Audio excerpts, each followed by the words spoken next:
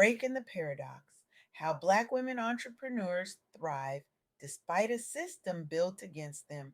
Welcome to Soft Girl Era, where we explored the journey from constantly grinding to finally grounding in joy, peace, softness, and self prioritization. I'm your host, LeAnne Dolce, pronounced Dolce, like sweet softness whispered in French.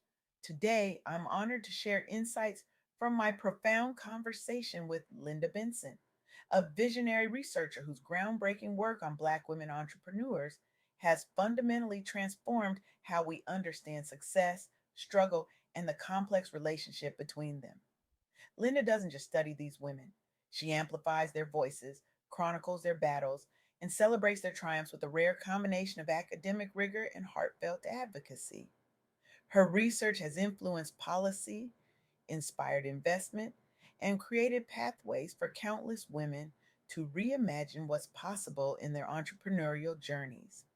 Let me start with something that might shake your understanding of progress in America. Despite record setting growth in Black women's entrepreneurship, with Black women owned businesses growing by an astonishing 50% between 2014 and 2019, faster than any other demographic group. Black women are simultaneously facing a troubling rise in unemployment and large scale workforce exits. This contradiction, which Linda has meticulously documented, shatters the comfortable narrative that progress in one area means equity overall. It doesn't, not even close.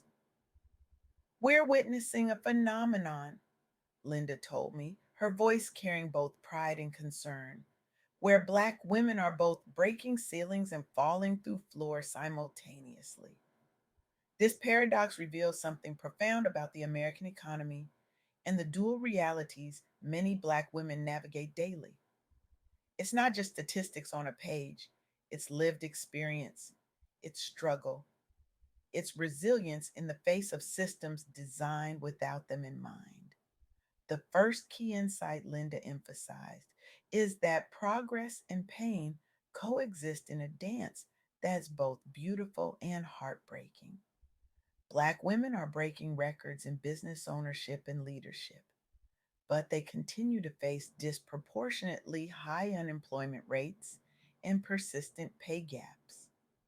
The statistics should make us uncomfortable. Black women earn only 66 cents for every dollar paid to white men, despite often having higher levels of education and experience. Let that sink in.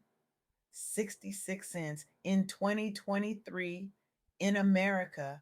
The second insight cuts even deeper. Systemic barriers remain firmly entrenched. Even as more Black women start businesses, broader labor market inequities, including wage disparities and higher rates of workforce exit, demonstrate unresolved structural challenges. Linda's research reveals that Black women entrepreneurs often launch businesses not just from passion, but from necessity, after facing discrimination, harassment, or limited advancement opportunities in traditional employment settings. They're not just choosing entrepreneurship. Sometimes entrepreneurship is the only choice left when doors keep closing. But there's hope in her third insight: community drives change.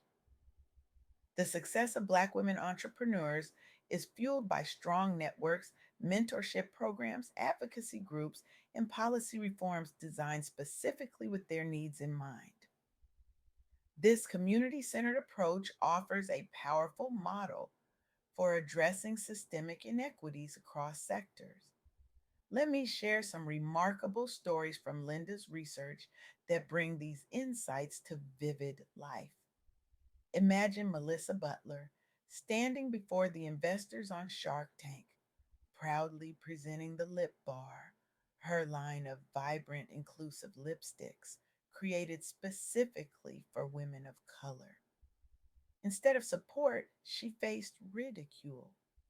One investor called her lipstick colors ugly, and dismissed her business model entirely. The message was clear: beauty for Black women wasn't valuable, it wasn't marketable, it wasn't worth investing in. But Butler refused to accept that narrative. She had started making lipsticks at home after noticing the glaring lack of shade diversity at mainstream retailers.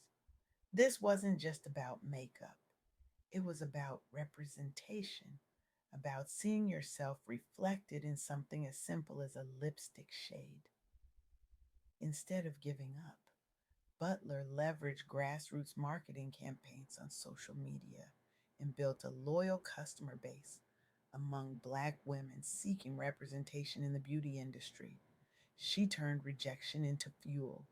Today, the Lip Bar is in over 500 Target stores nationwide and is one of their top performing cosmetic brands for diverse skin tones, with sales increasing exponentially after national expansion. Butler's journey isn't just inspirational, it's instructive.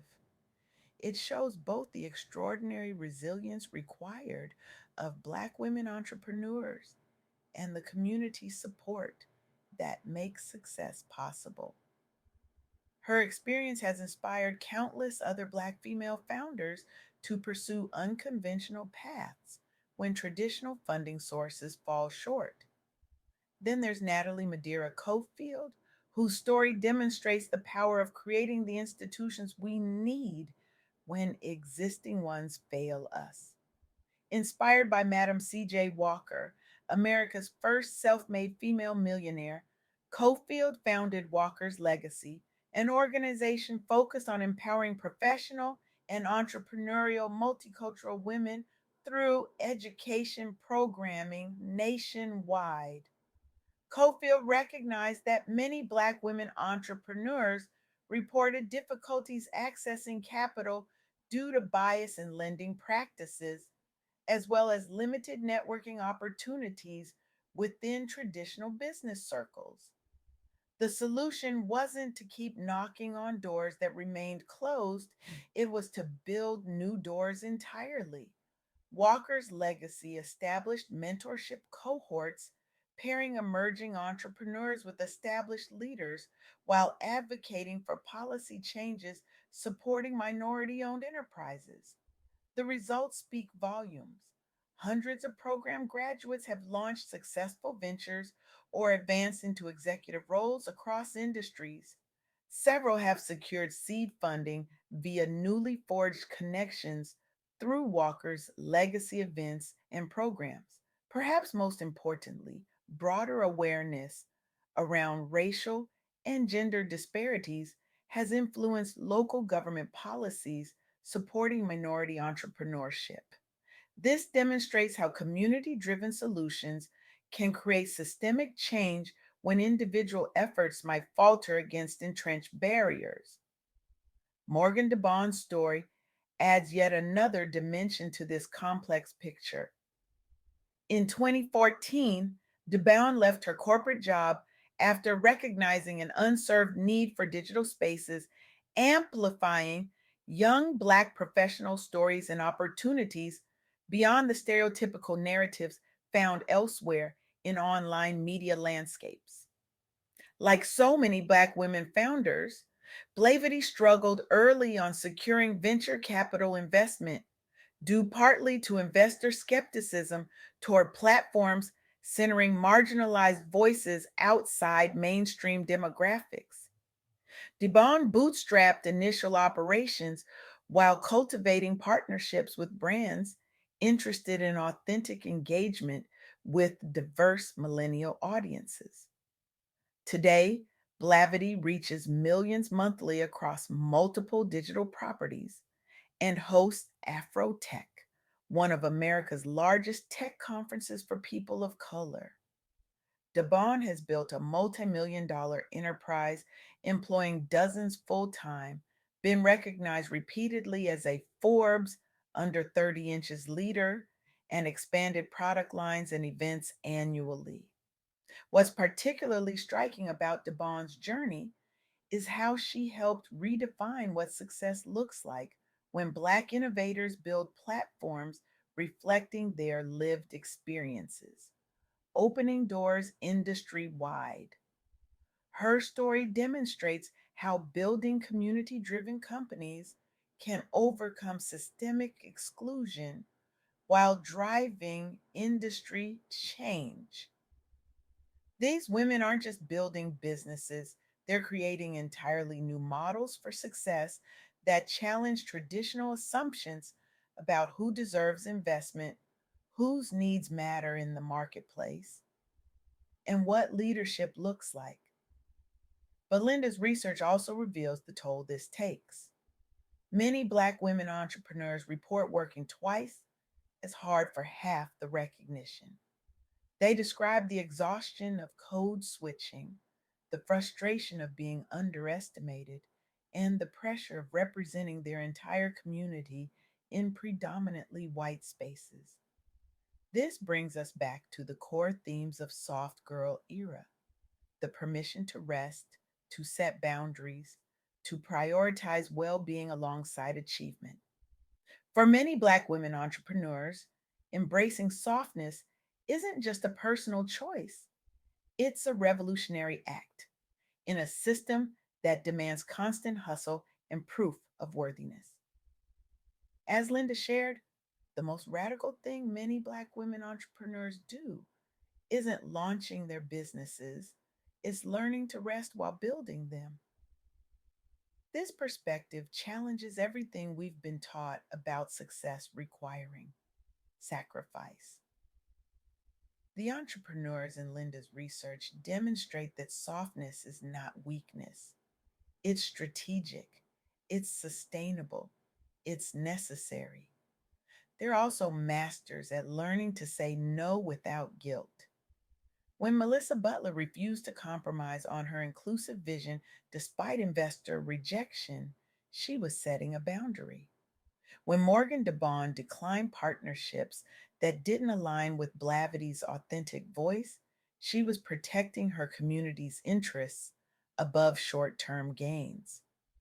Linda's research challenges us to look beyond simplified success narratives. Yes, Black women's entrepreneurship is booming, but that doesn't mean the playing field has been leveled.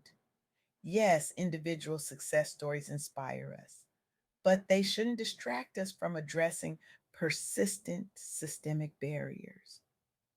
We can celebrate Black women's entrepreneurial achievements, Linda powerfully stated, while simultaneously demanding the dismantling of systems that make their paths unnecessarily difficult. So, where do we go from here? The question isn't just for Black women entrepreneurs, it's for all of us. What will you do with this knowledge? Will you continue to celebrate Black women's business success as proof that anyone can make it if they just work hard enough? Or will you recognize these achievements for what they truly are: extraordinary triumphs against extraordinary odds? Will you demand more from our financial institutions, our venture capital firms, our government policies?